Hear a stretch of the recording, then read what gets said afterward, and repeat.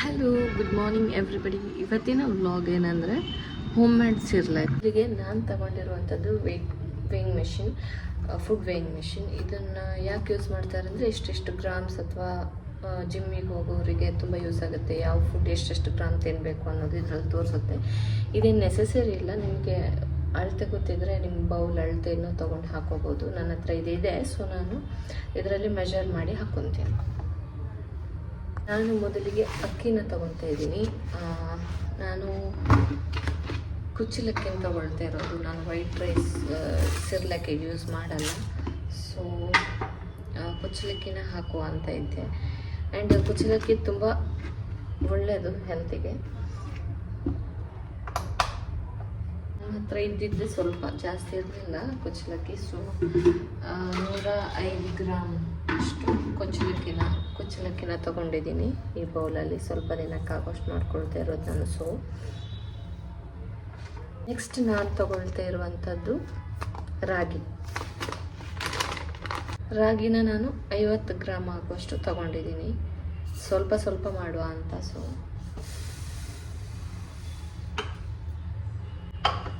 ಇನ್ನು ನೆಕ್ಸ್ಟ್ ಹೆಸರು ಕಾಳು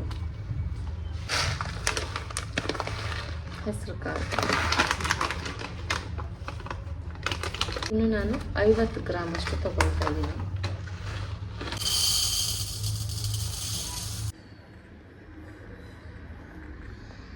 ಸೊ 50 ಗ್ರಾಮ್ ಅಷ್ಟು ಹೆಸರು ಕಾಳು. ಇನ್ನು ನೆಕ್ಸ್ಟ್ ಏನು ಹಾಕ್ತೇನೆ ಅಂದರೆ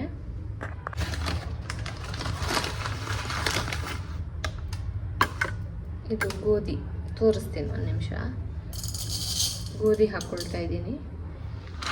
ಇದೊಂದು ಸ್ವಲ್ಪ ಹಾಕ್ಕೊಂಡೆ, ಒಂದು ಎಕ್ಸಾಕ್ಟ್ 50 ಗ್ರಾಮ್ ಹಾಕ್ಕೊಂಡಿದ್ದೀನಿ ಗೋಧಿ.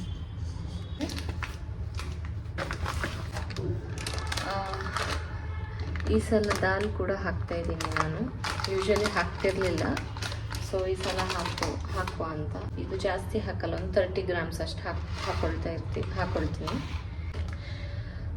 36 ಗ್ರಾಮ್ ಅಷ್ಟು ಹಾಕ್ಕೊಂಡೆ ನೋಡಿ. ಚಲೋ ಆಯ್ತಾ? ಓಕೆ. ಏನೇನು ಹಾಕ್ಕೊಂಡಿದ್ದೀನಿ ಅಂತ ಒಂದ್ಸಲ ತೋರಿಸ್ತೀನಿ. ಇದು ಅವಲಕ್ಕಿ. ಸೊ ಅವಲಕ್ಕಿನ ಹಾಕೋಬೇಕು. ಅವಲಕ್ಕಿನೂ 50 ಗ್ರಾಮ್ಸ್ ಅಷ್ಟು ಹಾಕ್ಕೊಂಡೆ. ನಿಮಗೀಗ ತೋರಿಸ್ತೀನಿ ಏನೇನು ಯೂಸ್ ಮಾಡಿದೆ ಅಂತ. ಇದು ಕುಚ್ಚಲಕ್ಕಿ, ಇದು ಗೋಧಿ, ಇದು ದಾಲ್, ಹೆಸರುಬೇಳೆ, ರಾಗಿ, ಅವಲಕ್ಕಿ. ನಾನು ಈ ಸಲ ಮಖಾನ ಮತ್ತು ಕ್ಯಾಶ್ಯೂಸ್ ಹಾಗೆ ಬಾದಾಮ್ ಇಷ್ಟನ್ನು ಯೂಸ್ ಮಾಡ್ಕೊತಾ ಇದ್ದೀನಿ. ಸೊ ಬಾದಾಮನ್ನು ನೀವು ನೆನೆಸಿಟ್ಟು ಒಂದು 4 ಅವರ್ಸ್ ನೆನೆಸಿಟ್ಟು ಅದ್ರ ಮೇಲ್ಗಡೆ ಸಿಪ್ಪೆ ತೆಗೆದು ಫ್ರೈ ಮಾಡಿ ಕೂಡ ಹಾಕೋಬೋದು. ಇಲ್ಲ ಅಂದರೆ ನಿಮಗೆ ಹಾಗೇನೂ ಬಾದಾಮನ್ನ ಹಾಕೊಬೋದು. ಸೊ ನಾನೇನು ಮಾಡ್ತಾಯಿದ್ದೀನಿ ಅಂದರೆ ಫಸ್ಟಿಗೆ ಅಕ್ಕಿ, ಗೋಧಿ, ರಾಗಿ, ಹೆಸರು, ದಾಲ್ ಮತ್ತು ಅವಲಕ್ಕಿ ಇದಿಷ್ಟನ್ನು 3 ಸಲ ಚೆನ್ನಾಗಿ ವಾಶ್ ಮಾಡ್ಕೊತೀನಿ. ಆಮೇಲೆ ಒಂದು 4 to 5 ಅವರ್ಸ್ ಅಂದರೆ ಒಣಗಿಸ್ಬೇಕಲ್ವ, ಡ್ರೈ ಮಾಡಬೇಕು. ಸೊ ಅಲ್ಲಿ ತನಕ ನಾನು ಜಸ್ಟ್ ಬಾದಾಮನ್ನು ನೆನೆಸಿಡ್ತೀನಿ.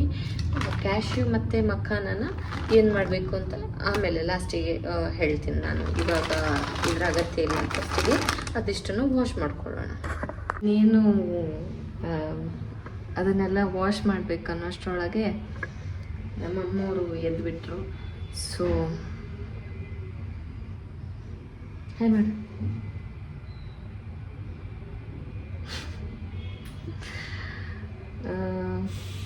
ಸರಿ, ಇನ್ನು ಇದನ್ನೆಲ್ಲ ವಾಶ್ ಮಾಡುವ. ಇವಳು ಆಡ್ತಿರ್ತಾಳೆ. ಹೌದು, ಹೇ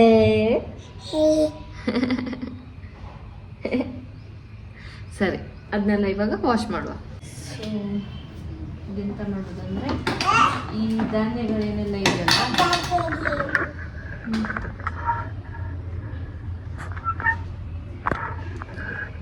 ಇದನ್ನು ವಾಶ್ ಮಾಡುವ.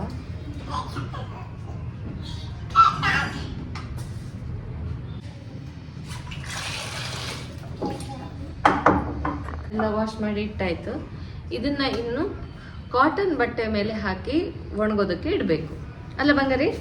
ಪಾಪ ಬಾ.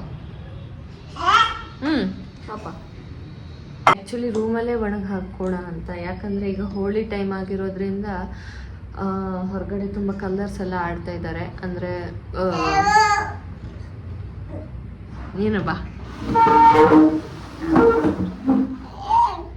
ಹಾಂ, ಹೊರಗಡೆ ಹೋಳಿ ಟೈಮ್ ಆಗಿರೋದ್ರಿಂದ ತುಂಬ ಕಲರ್ಸ್ ಎಲ್ಲ ಆಡ್ತಾ ಇದ್ದಾರೆ. ಮತ್ತು ಟೆರೆಸ್ ಮೇಲೆ ತುಂಬ ಜನನೂ ಇದ್ದಾರೆ. ಮತ್ತು ಹೊರಗಡೆ ನನಗೆ ಇಲ್ಲಿ ತುಂಬ ಪೊಲ್ಯೂಷನ್ ಇರೋದ್ರಿಂದ ಹೊರಗಡೆ ಹೊಗೆನೆಲ್ಲ ಬಿಡ್ತಿರ್ತಾರೆ, ತುಂಬ ಪೊಲ್ಯೂಷನ್ ಧೂಳೆಲ್ಲ ಇರುತ್ತೆ. ಹಾಗೆ ಮೇಲೆ ಪಾರಿವಾಳಗಳು ಜಾಸ್ತಿ ಇದೆ. ಸೊ ನಂಗೆ ಮೇಲುಗಡೆ ಹೋಗಿ ಅದನ್ನ ನೋಡ್ತಾ ಕುತ್ಕೊಳ್ಳೋದಕ್ಕಾಗಲ್ಲ 3 to 4 hours. ಮಗು ಬೇರೆ ಇದೆ, ಸೊ ಆಗಲ್ಲ. ಬಿಸಿಲಿದೆ ಹೊರಗಡೆ, ಬಟ್ ಅಲ್ಲಿ ಗಾಳಿ ಧೂಳು ತುಂಬ ಪೊಲ್ಯೂಷನ್ ಅನಿಸುತ್ತೆ. ಸೊ ನಾನೇನು ಮಾಡ್ತೀನಿ, ಇದನ್ನು ಇಲ್ಲೇ ಒಣಗಿ ಹಾಕುವ ಅಂತ ಇದನ್ನು ನಾನು ಇದ್ರ ಮೇಲ್ಗಡೆ ಹಾಕ್ತಾ ಇದ್ದೀನಿ.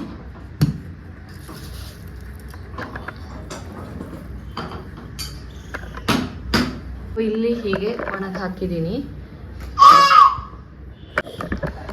ಹಾಂ, ಸೊ ಇದನ್ನು ಇಲ್ಲಿ ಹೀಗೆ ಒಣಗಿ ಹಾಕಿದ್ದೀನಿ. ಇನ್ನು 4 hours ಅಥವಾ 5 hours ಬಿಟ್ಟು ನೋಡುವ ಇದನ್ನು.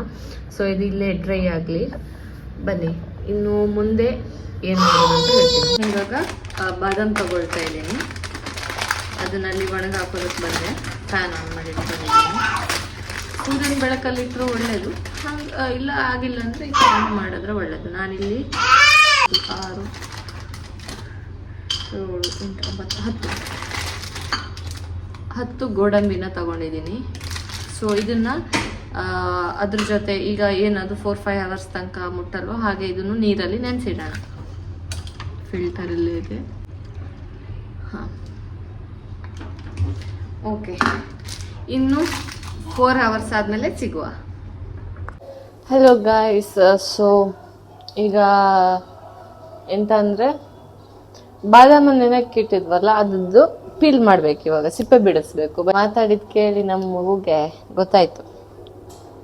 ಸೊ ಅವಳು ಇವಾಗ ಬ್ಲಾಗಲ್ಲಿ ಜಾಯ್ನ್ ಆಗ್ತಾಳೆ.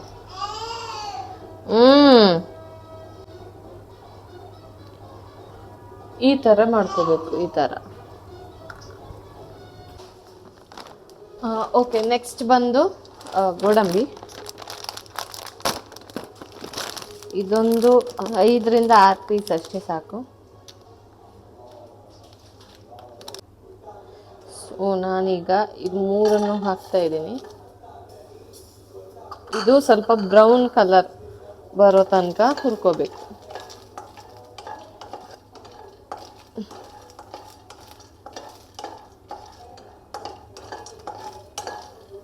ಸೊ ಇದನ್ನ ನಾವು ಗ್ರೈಂಡ್ ಮಾಡುವ.